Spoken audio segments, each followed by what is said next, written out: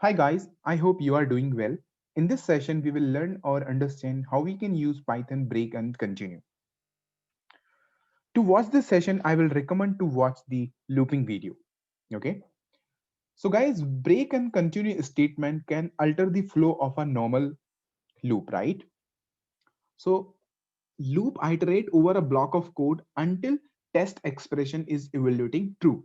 But sometimes we wish to terminate the current iteration or even the whole loop without checking the test expression.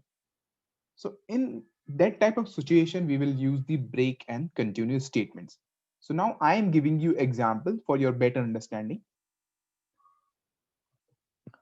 So here, let's say I'm going to define a while loop with the help of break statement. So I'm going to initialize a variable which is I equal to 1. Now I am checking the I is less than 10 or not. And here I'm going to define a condition. If that I, whatever the value in I, that value is greater than equal to 7, then I'm going to break my program. Otherwise, I'm going to print the number. And after that, I'm going to increase the value by 1. Simple.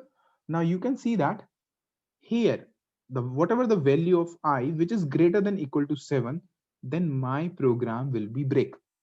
Okay, so that particular program will not proceed anymore once the break statement will be executed. And the same way we can use the continue. Let's say I am taking some list of numbers, list, range. Now I am going to define a loop over the list.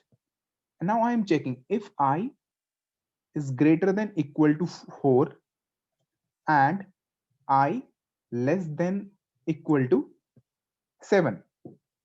Then I want to continue. Otherwise, I want to print that number.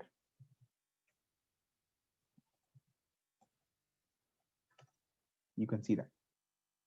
So whatever the number is between 4 to and 7. So on that particular statement, or you can say that iteration, I'm going to continue. I'm not doing anything, just continue that statement. Okay. And now the another example I am giving you with the combination of break and continue. Okay. So we need to modify this program a little bit. So what I need to do is I am taking a variable, let's say j equal to 0. And I am checking the value j is less than 10 or not. Now I'm going to provide some sensible message. J is currently, and whatever the value of j. Fine. Now I'm going to again another message. J is still less than 10.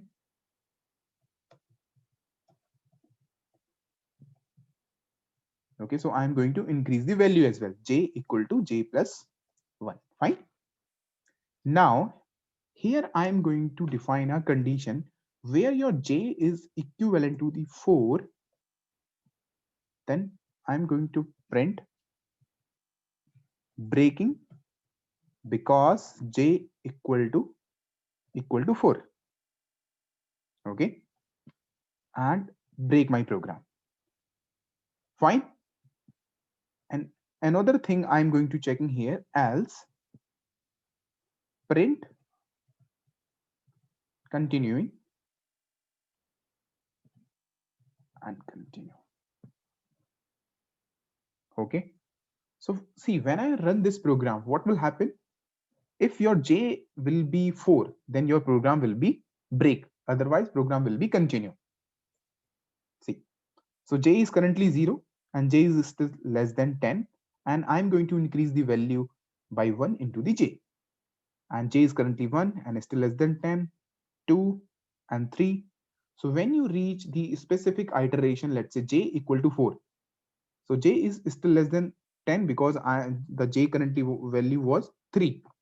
Now when I'm going to increase the value j equal to j plus 1, the value will be 4, then your loop will be break.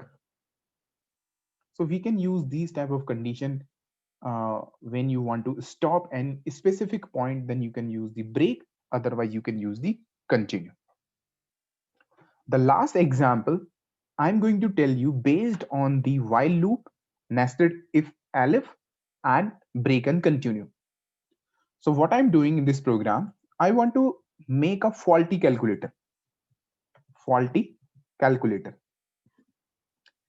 In this program, I will be receive an input from the users, number one and number two, and which operation you want to perform. Okay. So what I'm doing, I'm going to define let's say while true.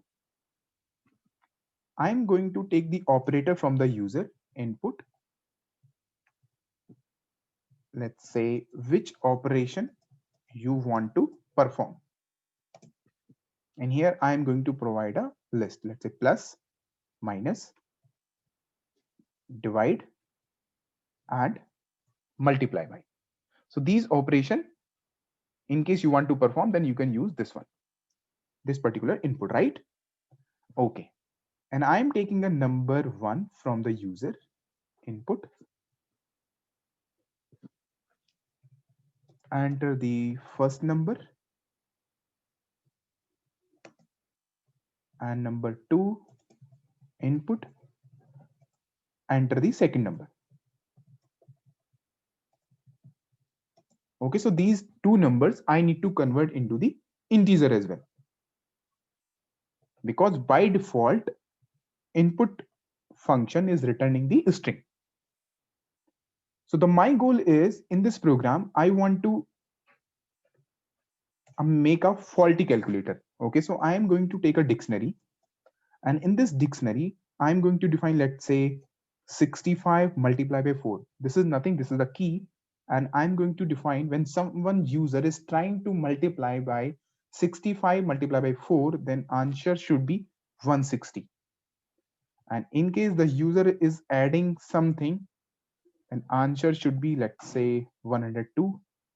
And in case the user is dividing this value, then answer should be, let's say 8.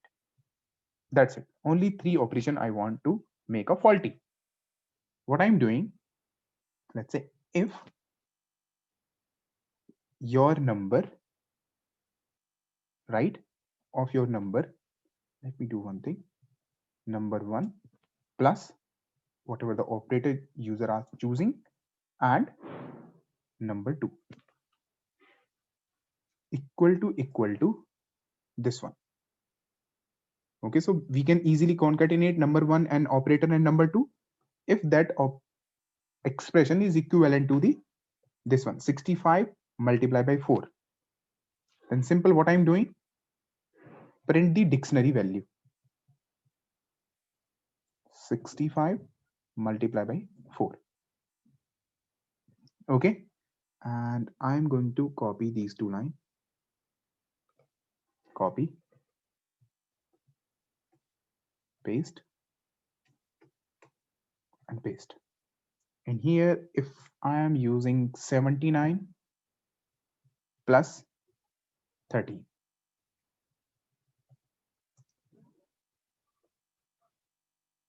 this one, if you are using the last operation, which is 56 by 6,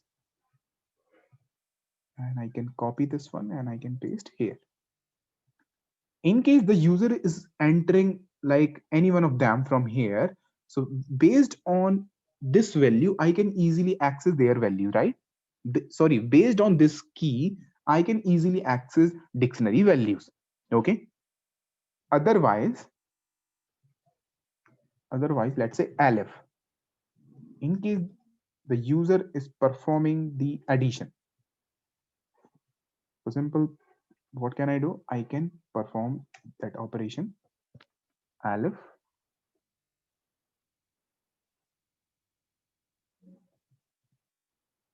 Let me do one thing.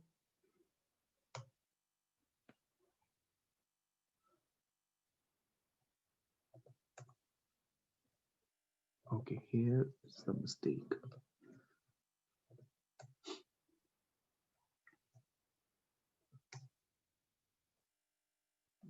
Which is fine. Now I'm going to print, let's say number 1 plus number 2. Copy these two lines and paste and paste. So this is for divide and this is for multiply. And in case user is performing, let's say, subtraction operation. Fine. Okay. Now I am taking the input from the user. Let's say user input equal to input want to use again. Y for yes and for no.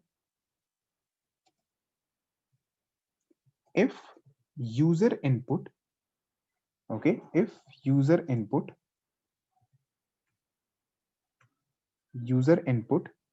dot lower, okay, I'm going to set as lower. So it doesn't matter if you are providing the input into the uppercase and lowercase, then simple continue. And aleph user input, aleph user input dot lower equal to n. It means break the program. Otherwise, you can use, let's say, print wrong input. Now let me run this program. Okay, so this is like program is very easy.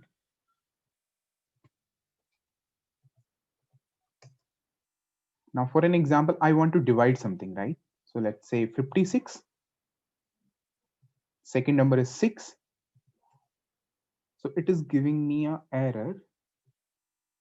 Okay, so guys, why it is showing me the error? So you can see that the number which I convert into the integer. So this is the integer number and operators are string. So we cannot concatenate the string and integer. So what we can do, we can convert these things into the string. Okay, so let me do one thing.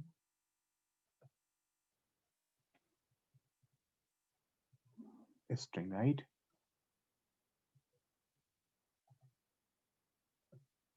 Now copy and paste.